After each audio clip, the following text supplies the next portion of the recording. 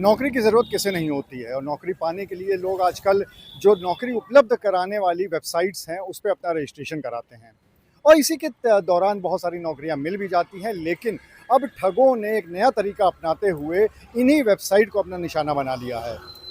कानपुर की cyber team ने एक ऐसे गिरोह का पता लगाया और उनको गिरफ्तार किया है जो कि shine.com पर जो लोग रजिस्ट्रेशन कराते थे उनका डाटा वहां से निकाल लेते थे। उसके बाद उनको फ़ोन करते थे और उनसे ये कहते थे कि हम आपको नौकरी दिलवा देंगे और इसी का इस्तेमाल करके उन्होंने इंडिगो एयरलाइंस की भी एक नकली वेबसाइट बनाई और उस वेबसाइट को बनाने के बाद फर्जी कॉल लेटर भी भेजे जो कि अभ्यर्थी थे और साथ ही साथ उनको जो ड्रेस वगैरह का पैसा है वो भी उनसे लेकर उसका भी पत्र उनको भेजा। जब पुलिस ने इस पूरे मामले की छानबीन की, क्योंकि कानपुर की ही एक पीड़िता इस मामले में एफआईआर दर्ज कराई थी, साइबर टीम से शिकायत की थी और उसके बाद जब साइबर टीम ने इसका पता किया तो पता चला कि स्नातक किए हुए दो लड़के, जिनमें से एक एलएलबी का भी छात्र है, वो एलएलबी का कोर्स कर रहा है, इन दोनों ने मिलकर इस पूरे फर्जीवाड़े को अंजाम दिया था और इस पूरे फर्जीवाड़े का उन्होंने प्लानिंग की थी। कैसे वो लोग ये काम करते थे और किस तरह से पुलिस ने उनको पकड़ा, चलिए आपको पुलिस की ज़बानी सुनाते हैं। देखिए, साइबर ठगी से बचने के लिए एक प्रतिबिंब पोर्टल का निर्माण किया गया है, जिसका उपयोग पूरे देश भर में हो रहा है। उसी का प्रयोग करके लगातार कानपुर की साइबर क्राइम की टीम बहुत अच्छा काम कर रही है। इसी क्रम में प्रतिबिंब पोर्टल ने ये दिखाया कि केशव नगर के आसपास एक हॉटस्पॉट जनरेट हो रहा है, यानी वहाँ के से फ़ोन करके लोगों को ड्यूप किया जा रहा है, उनका पैसा लिया जा रहा है।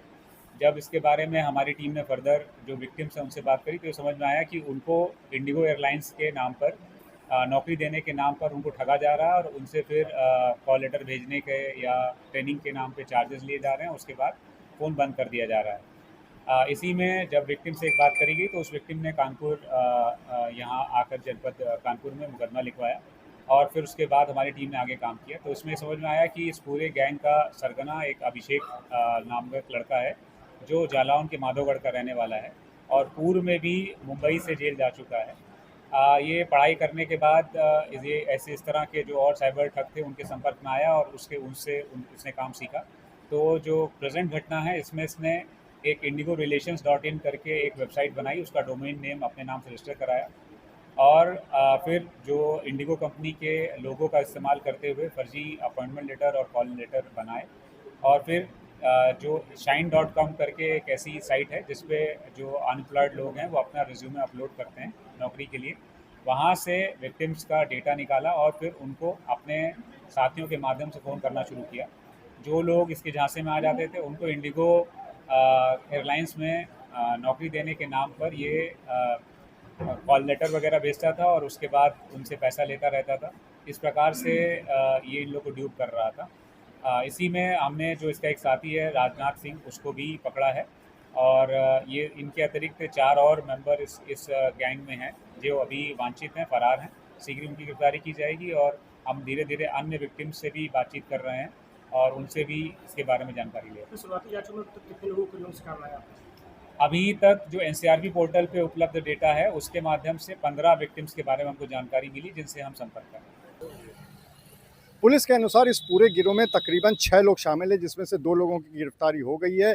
एक के लिए टीम लगातार दबिश दे रही है और इसके अलावा 3 से 4 लोग और भी हो सकते हैं।